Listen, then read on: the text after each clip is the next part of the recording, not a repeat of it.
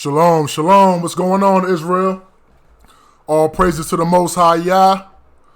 Make sure I get everything in line here. We're live streaming. I know a lot of people can't even make it because they're coming home from work, but we're going to go ahead and start. Shout out to Jay in the chat room. If you like the video, please hit the like button. Please hit the subscribe.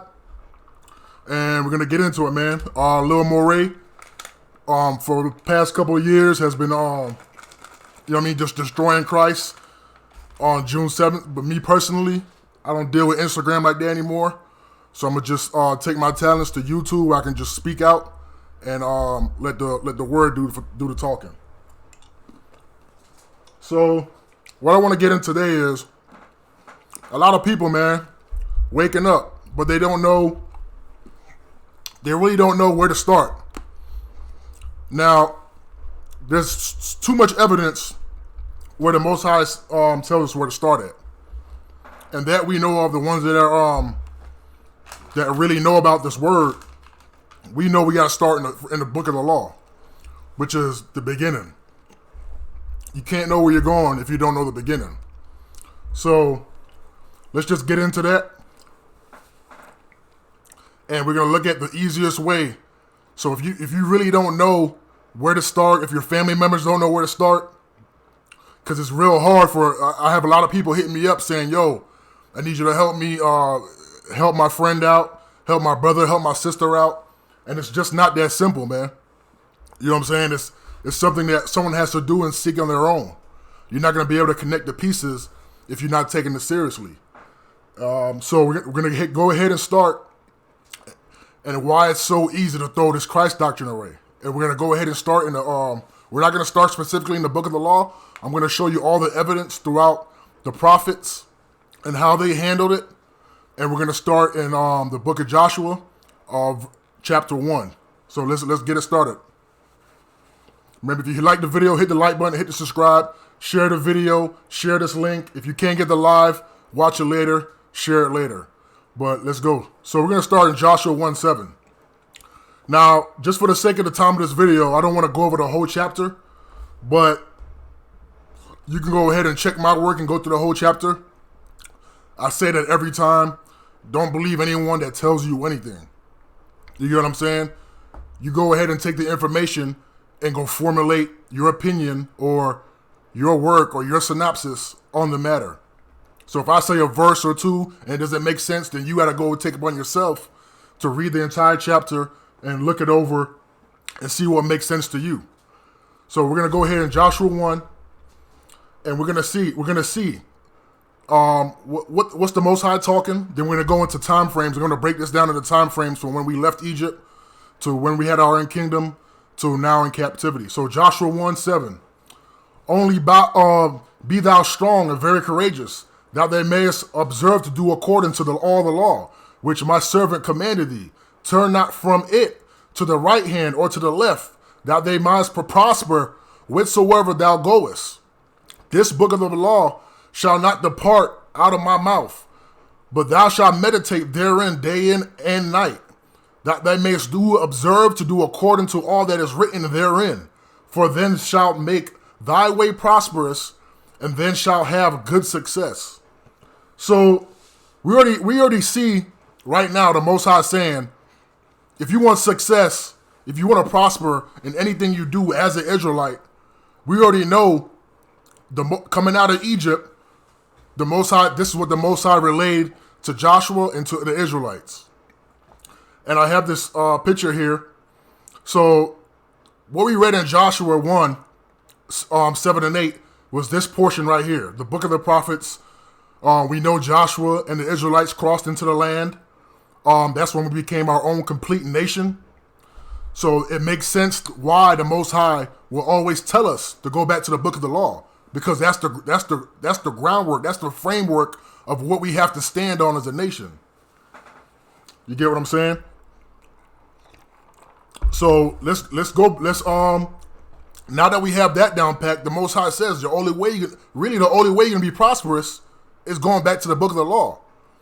So anytime after we get into our land, or if we're in captivity, no matter where we're at, we already know the Most High says go back to the book of the law for your way to be prosperous. And we're gonna expand on that and why the Most High said and why we have to do this. So we're gonna go to Deuteronomy. My notes right here are up to the right. I know you see these extra colors up here. These are my notes that I'm actually gonna go through.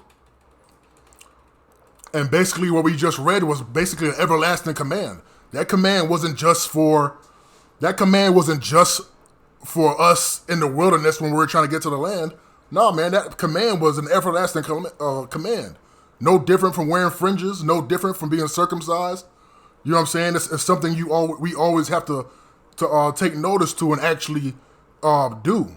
So we're going to go to Deuteronomy 31, and we're going to see why the Most High said that to Joshua. Now, we know Moses didn't get into the land. Moses actually died. So at the end of the book of the law, at the end of Deuteronomy, Moses actually died. And we're going to go ahead and see what Moses actually was saying and doing prior to his death. And we're going to correlate all this up. And now before we get into this, we can see right here the book of the law, pre-Exodus and post-Exodus. This is the time of Moses. Right after the Exodus, this is the time of Moses right here. So the time of Moses, before we get into the land, is very important because it gives you a distinct separation between these two from when we read the book of Joshua and now we're in Deuteronomy. So let's go ahead. We're going to go to Deuteronomy 31, 22 for 31, and let's start. Moses therefore wrote this song the same day and taught it to the children of Israel. And he gave Joshua, son of Nun, a charge and said, be strong and of good courage, for thou shalt bring the children of Israel into the land which I swear unto them, and I will be with thee. So we already see these scriptures are correlate. This scripture here already correlates with Joshua 1. You know what I'm saying? This is the time of Moses. This is when Moses was actually sealing the law up. You understand? So Deuteronomy 31:24. We're gonna keep going. And it came to pass when Moses had made an end of writing the words of the law in a book until they were finished, that Moses commanded the Levites which bear the ark of the covenant of Yah, saying, take this book of the law and put it in the side of the ark of the covenant of Yah, your God, that it may be there for a witness against thee. So let's stop right there before we even jump to any other part. What is it saying here? Put the side of put the book of the law and put it aside in the ark of the covenant of your God, that it may be a witness against thee. So what's a witness? A witness is basically saying, I'm in the future or any time down the line after this has already taken place, it's basically saying, if you don't follow this, you know why, because the law was there the entire time. You didn't follow it. That's what Deuteronomy 28 is all about. So the book is actually witnessing against us. And we took upon ourselves to not follow the book. So what happened? The book actually witnessed against us. And we're seeing that unfold right before our eyes right now. That's why we're all waking up. That's why we all have to see what part of the book is the most important. And I'm not saying the book of the prophets, everything after Deuteronomy isn't important, but the only thing that us Israelites ever paid attention to, especially when we wanted to have the Most High forgive us of our sins, was the book of the law. Now, we know we're in captivity. We know we can't follow the entire book, but it's just being as righteous as you can. And that book is a guide to help you. You know what I'm saying? The law can't make you righteous, but you can be righteous by following the law. You get what I'm saying? And then that's where people get mixed up. They do one thing and they get off topic. They get off the lane that they're in, and they mess up or whatever happens in their life. They feel like they need to go back into Babylon or whatnot. You know what I'm saying? That's what happens, man. So this book of the law is witnessing against us this entire time. This is why the Most High said to Joshua and to Moses, go back to the law. And we're going to go ahead and talk about the evidence with it later on after I get out of Deuteronomy. So Deuteronomy 31:27. For I know thy rebellion and thy stiff neck. Behold, I am yet alive with you this day. Ye been rebellious against Yah, and how much more after my death? So this is Moses already talking about after his death. What are you guys going to do? We've always been stiff-necked. What are you guys going to really do? Are you guys going to take this seriously? And we're going to keep going. Verse 28, gather unto me all the elders of your tribes and your officers, that I may speak these words in your ears and call heaven and earth to record against them. So we basically have no excuse. You know what I'm saying? This is written already in the book of the law in Deuteronomy while Moses is sealing this up. You know what I'm saying? This is why we went through so much trouble. This is why the earth spit us out. The Most High spit us out of our land. We had the book of the law witnessing against us. We had heaven and earth witnessing against us. You know what I'm saying? Recording against them, talking about the Israelites. Now we're going to go to verse 29. For I know that after my death, you will be utterly corrupt yourselves and turn aside from the way which I have commanded you. And evil will befall you in the latter days, because ye will do evil in the sight of Yah to provoke him to anger through the work of your hands. So you already know, once we got into the land, you know what I'm saying? We didn't get into the land and we were prosperous right away. We didn't. If you read the book of Judges, we went into the land. Yeah, the Most High gave us our inheritance. He gave us our land. He gave us our borders. But what happened right after that? If you read the book of Judges, we were nonstop in the captivity. You know what I'm saying? Because Moses already knew it, man. He already knew that we're going to be rebellious people. So we can't take...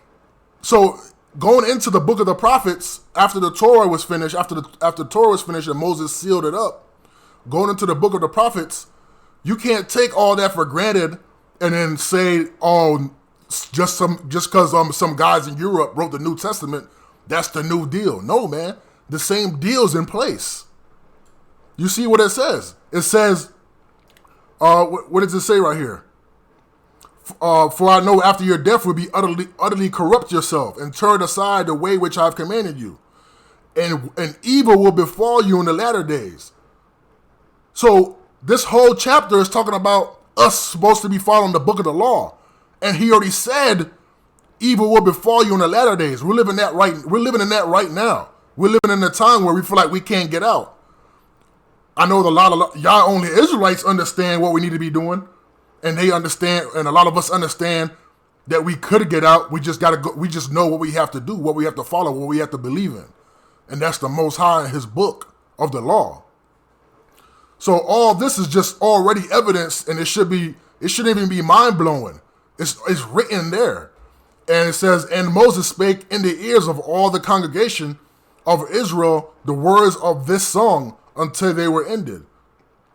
So Moses, once they gathered it up, he sealed the law, and everything was, you know what I'm saying? Nothing could be changed after that. Once we get in our land and once we do what we do, the only thing that can turn us away and put us in captivity and put us in a place of feel like we can't be saved is if we don't follow the book of the law. It says nothing about, we're going to have some type of new doctrine in the future. No, it doesn't say anything about that. These are the times of the old where the Most High already sealed it. You get what I'm saying? So we're going to go ahead and we're going to get into Isaiah 8. And before I get into Isaiah 8, we can just go ahead and look at this picture that I have drawn up here. We see just to go over what we already talked about. You can see Moses right here already saying that heaven and earth is going to witness against you in the latter days. He already said the book of the law is going to witness against us. So we know we have to be following the book of the law. And he already knew the latter days we're going to be in trouble because we're always going to be rebellious. And now we're living it. This is why the Most High says to Joshua, as soon as we get into the land, remember what Moses said, follow the book of the law. So thinking about it in your head, we're living in the land just because we in captivity and now we're in the places of under our oppressors doesn't mean anything changed. Just because they gave us a new God doesn't mess up that entire time frame. we're basically still living in this middle chapter right here. I mean, none of us are real prophets. The Most High doesn't talk to any of us to relay any message. He doesn't really talk to us and say that, oh, I'm telling you to do this, you do that. No, we're doing it on our own because he's revealing it to us. So now it's upon us to put out these words, to put out the truth of what we need to get back to. You get what I'm saying? So we're still living in this time right here. And even though it's not written for us, it's still written there because the Most High already sealed this off right here. The heaven and earth will always witness against Israel as soon as we got out of the land, as soon as we got into the land, after we left Egypt.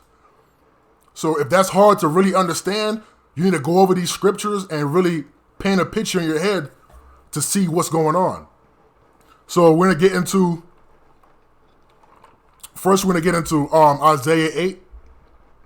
Let's get to Isaiah 8 real quick.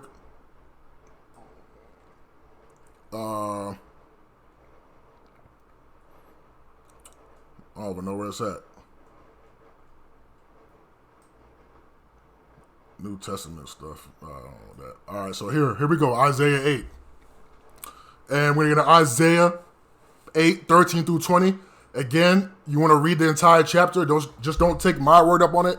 I'm only going through certain sections of each chapter just so I can, I don't want this video to be extra long. I want people to see it and understand it and go read for themselves. But I know I have the understanding, so I can go ahead and just spit out what I know. So Isaiah 8, 13 through 20. Sanctify Yah, the host of himself, and let him be your fear, and let him be your dread. So the Most High is already saying, fear Yah. You know what I'm saying? Don't fear anyone else. And verse 14, and he shall be a sanctuary, but for a stone of stumbling and for a rock of offense to both houses of Israel, for a gin and for the snare of the inhabitants of Jerusalem. And many among them stumble and fall and be broken and be snared and be taken. So what is the Most High saying right here? He's telling us what to do. Fear him. Basically, listen to what he's telling us to do the entire time since we left Egypt. You get what I'm saying? In verse 16, bind up the testimony, seal the law among the disciples. What does the Most High say? Bind up the testimony. All these words that are being spoken throughout the Old Testament, throughout the law, it's already sealed. And I will wait upon Yah that hideth his face from the house of Jacob, and I will look for him. So we already know we're living in that time, and we lived in plenty of times throughout the Old Testament where the Most High hid his face from us. But we had to go crying back and try and get him back to come save us. We're going through the same thing. We're still living in this middle section right here. We're going through the same process. So what gets us back? The book of the law. Christ can't get you back. The New Testament can't get you back. That's a whole nother God. The Most High told us to fear him and let him be your dread. So a lot of us are dreading Yahushua, Christ, whatever you want to call him, and waiting for Yahushua to do judge. No, man, that's wrong. That's nothing to do with what the Most High is saying. So we already know that he says he hid up his face from the house of Jacob. Now Isaiah 8:18, behold, I and the children whom Yah have given me for signs and for wonders in Israel, from Yah the host, which dwelleth in Mount Zion. And when they shall say unto you, seek unto them that have familiar spirits, and unto wizards that peep and that mutter, should not a people seek unto their God, for the living to the dead? To the law of the testimony, if they speak not according to this word, is because there is no light in them. So this entire time, our prophets and our ones that were smart, we already knew what we had to get back to. You know what I'm saying? We knew we couldn't be deceived by anyone telling us, oh, we got to do this, we got to do that. That's what's going on right now in captivity. Since the minute the European man came here and brought Christ and all his crosses and stuff, that's what we've been doing. We've been going to that. But if you believe in that and you hearken onto that, there's no light in you. because it has nothing to do with the law and the Most High's testimony. This is why the Most High said to Joshua, if you want to be prosperous, you go back to the book of the law. You can't be prosperous by doing anything after. And we're going to see time and time again where this takes place. And we're going to go to, now first we're going to go to Nehemiah 8. And there's so many places in the book. I'm just taking out a few examples so we can so I can make this all into one video for just so you can easily see. You know what I'm saying? It doesn't take rocket science for you to go and seek the Most High alone. It's just how you read the scriptures and how you put them together. If you go off what people tell you, you're never gonna know what to do. So this is basically the building blocks just for you to understand what you have to do. You're not gonna automatically get it off the rip, but this is the building blocks for you to have more confidence of letting go any messiahs that you might have in your heart. So we're gonna go to Nehemiah. Let's see here. Nehemiah 8.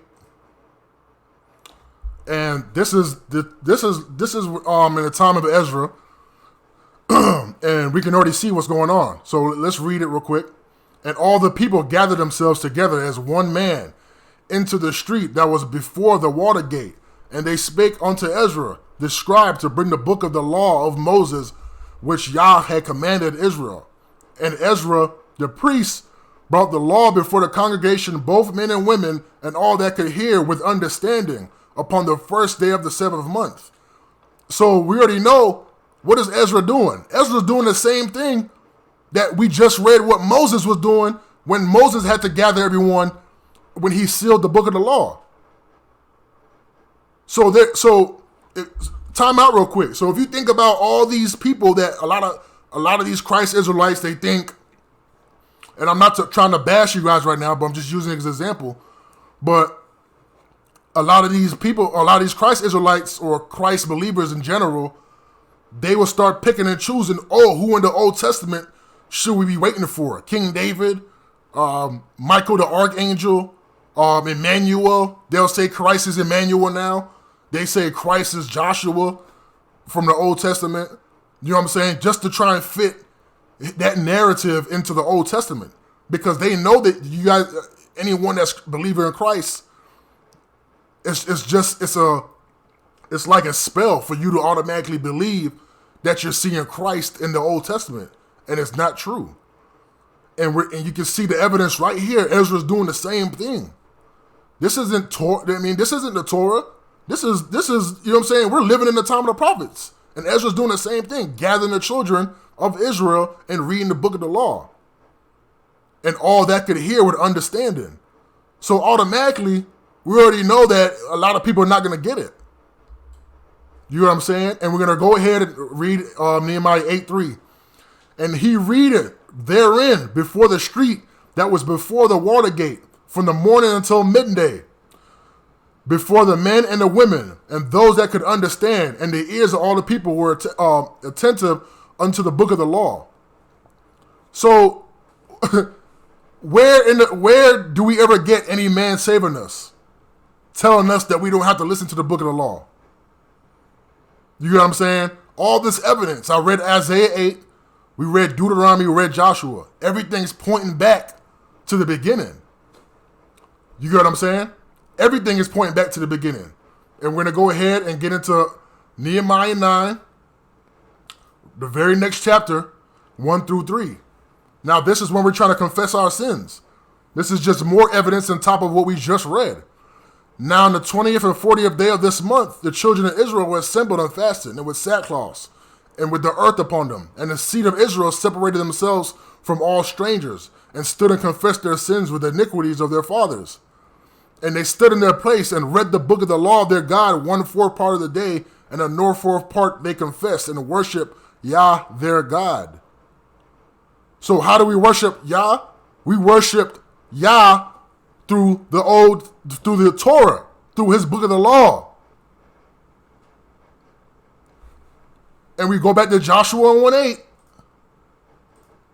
They already knew what was going to make their lives prosperous if they listened. They already knew. They went back to the book of the law. From the time we left Egypt to when we got in the land, the Most High told, this is the book of the law. It shall not depart from out of thy mouth. Thou shalt meditate therein day in and day out. Thou mayest observe to do according to it. Thou shalt make thy way prosperous. So if you're not doing according to the book of the law and what Yah's telling you to do in that book, your way is never going to be prosperous. You can think what you want to believe. You can believe what you want. It doesn't matter. Your ways of doing things, your ways of thinking you're right are all wrong. And it's going to come back to slap you in the face at the end. So this is why we go over, this is why I love going over this, especially when I talk to new people that don't understand. You know what I'm saying? You always want to get people, if you're waking somebody up, for those who understand, when you're waking somebody up, you always want to tell them to go to the book of law first. But it's always good to understand that you have to actually see these pieces to give them confidence that they have to go back there and let everything else go. You get what I'm saying? Now we're going to get to Malachi 6 through 9. And this is going to wrap everything up that we just talked about. We already know, going back to my picture here, we already know this is the ancient days of Moses before the Exodus and then right after the Exodus. Then the book of the prophets, when we have our own nation, we kept going in and out of captivity right here. And we're still living this to this day. A lot of these prophecies haven't even come through yet. So just because this book is written doesn't mean it's over with, that you need to go get another book in the New Testament. Everything in the New Testament is plagiarized scriptures and made up stories. You know what I'm saying? We're still living in this time period right here. We're just in another captivity that hasn't been written yet. That's it. It's that simple. So we're going to keep going, and we're going to get to Malachi 3. What does it say here? See it on right here. Malachi 3:6. For I am Yah, I change not. Therefore ye sons of Jacob are not consumed. So what's the Most High telling us here already? What is he telling us? He's telling us he changes not. So we're not consumed with what? All these other doctrines, all these other gods, these false gods, they're out here leading us astray. You get what I'm saying? That's what being not consumed is. And then we're going to go to 3:7. Even from the days of your fathers, ye are gone away from my ordinances, and have not kept them. Return unto me, and I will return to you, saith Yah. But ye said, when shall we return? So, what did the Most High say? We're living in this time period right now. From the time all this was written, the Most High was already saying, ye have gone away from my ordinances. So you can call anybody Christ. You can call anybody Christ in this book right here in the middle in the Old Testament. You can think what you want. You can say Christ is here. You can say this is Christ or whatever. It doesn't matter. It's not true, because this is what the Most High was telling them right here. You guys have never listened to me from the days of from your fathers. You guys never listened to me, and you never kept them. You never kept this law. And we're still doing the same thing today. So we don't need some new Messiah, new Christ telling us what to do when it's already written. The Most High has already been giving us examples of what he wants us to go back to and pay attention to. And if you want to believe there's a Christ in the beginning, then you can go ahead and believe that. You will be washed away with the rest of them. You get what I'm saying? And this is what we're going through as a nation. Will a man rob God? Yet ye have robbed me. But ye say, where have ye robbed? In tithes and offerings. Ye are cursed with a curse, and ye have robbed me, even this whole nation. So we already know that's self-explanatory, man. We want to go off and do things in our own manner. Collect substance in our own manner and not have to return to Yah. This is why the churches thrive off of the black community, off of any community right now. You know what I'm saying? Teaching us the wrong things, teaching us the stuff that he told our forefathers. So you wrap all this up and you wrap it with the number one verse that we read, Joshua 1:8, it's self-explanatory, man. The only way you can be prosperous and the only way you can do anything is going back to what was first written, what we didn't want to listen to, from what our fathers didn't want to listen to. And it's already written in Malachi 3:6. The Most High says he changes not, so we won't be consumed. Now we have a lot of people that are trying to wake up as Israelites, or even people, just general people, other nations trying to wake up to the truth. And they can't, because there's so much misinformation that's still guiding them to Christ. You know what I'm saying? And it's terrible to see. But if you can't see this, then I don't know what to tell you, to be honest with you. You know what I'm saying? And it's not funny, but it is what it is, man. We already know the Most High says he makes the dumb, the blind, the seeing, the knowing. You know what I'm saying? So this is all I want to say. If you like the video, hit the like button, hit the subscribe. I appreciate everyone that did come in and watch. I love y'all. Y'all supporting the channel. We're going to keep this thing growing. I put my heart into this just to try and help people that don't understand, that can't put the scriptures together. And a lot of us that do see still need just need some clarification that they're on the right track. And this is what I'm here for. I'm not here to say that I'm some higher being and trying to tell people what to do. But for me, this is what I feel like I need to be doing. And you're not taking my word for it, please. I tell everyone, don't trust me. Don't trust anyone who says they know what they're talking about. You know what I'm saying? I never tell you I know what I'm talking about. I tell you what the scriptures is talking about. That's why I tell everyone, you need to go read for yourself. You know what I'm saying? I tell people, if people want to wake up, I tell them what they need to hear. But I don't sit there and argue with you and tell you need to believe this. And that's where I'm at right now, man. You know what I mean? I spent a lot of time, a lot of these years, just understanding how people operate. People think they're holier than thou, they're super righteous, they know what they're doing, but they don't, man. It's not that simple. It's so simple. It's not that hard. It's not rocket science to know what we need to be doing in this time. And that's all I got to say. Hit the like button, hit the subscribe. Appreciate the love. Like the video, share the video. This is your host, Yeshua Israel, and I'm gone. Peace.